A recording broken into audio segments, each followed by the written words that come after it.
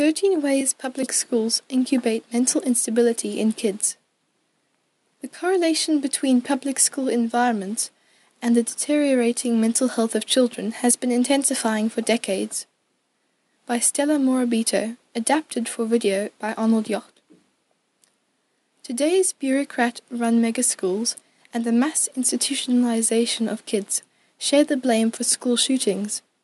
Public school environments serve as incubators for the social alienation and the deteriorating mental health of children. Rather than the 3 R's, kids learn to socialize, basically by finding their place in the school's hierarchy of cliques. This sort of pecking order dynamic tends to breed resentment, status anxiety, and social dysfunction. How? Number 1. The size and model of mass schooling is alienating. Schools are getting bigger and more centralized and impersonal. Number 2. Public schools are abnormal settings that feel like prisons. It's the setting that is abnormal, but the traumatized and broken kids are blamed. Number 3. Public schools are breeding grounds for hierarchical cliques.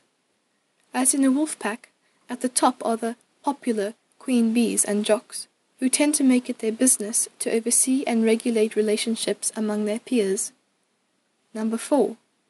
Giant public schools are breeding grounds for aggression. As it's modeled and promoted over and over again in hundreds of movies and TV shows geared towards teens. Number 5.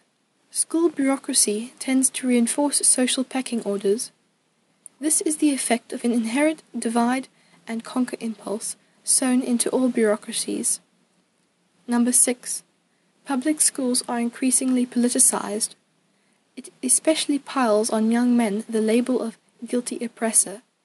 Students must take part in political activism, or their social and academic standing will suffer. Number 7. Reduced content knowledge promotes conformity. Radical education reform has gutted school curricula of meaningful content, replacing it with identity politics, fads, and political activism. Kids are increasingly ignorant of the US Constitution, the basics of civil society, and how our system of government works, and why. This growing ignorance of history, geography, and classics makes it harder for children to find context and their place in the world. It disables their ability to think clearly and independently, and it cripples imagination and creativity. Such ignorance creates a vacuum filled by a more cynical and nihilistic approach towards life. Number 8. Public schools disregard students' family and non-school lives. School life and activities take up more than 25,000 hours, but kids can learn the basics of reading and math in about 100 hours of attentive instruction. Number 9. Schools are becoming more repressive. The article, "The New Face of Punishment in the Public Schools," from the Rutherford Institute, gives a raw look at the growing use of force and lockdowns in the public schools, which conditions a child to accept school as a police state. Number 10. Public schooling is increasingly hostile to Christianity. The hostility towards religion also leads us on a path to utter lawlessness. Number 11. Enforced conformity promotes peer victimization. The message is this: if you want protection from bullying, take on the persona of a protected identity group.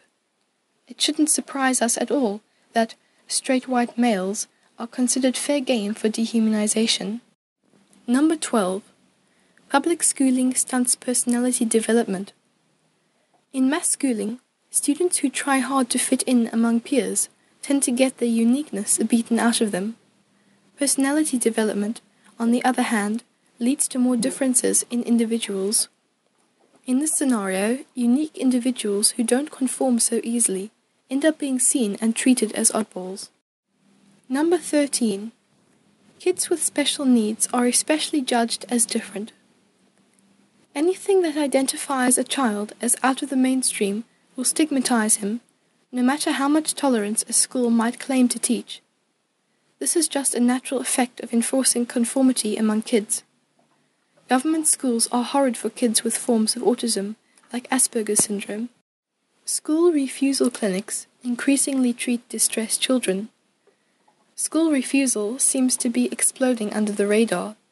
So, is it really the children who are the problem? Or is it more likely the toxic environment? As long as we institutionalize kids into prison-like schools built on a factory model and without any other choices, we'll get more and more psychic alienation and social dysfunction. When will we stop feeding this beast, the mass schooling bureaucracy that controls the minds and lives of all children?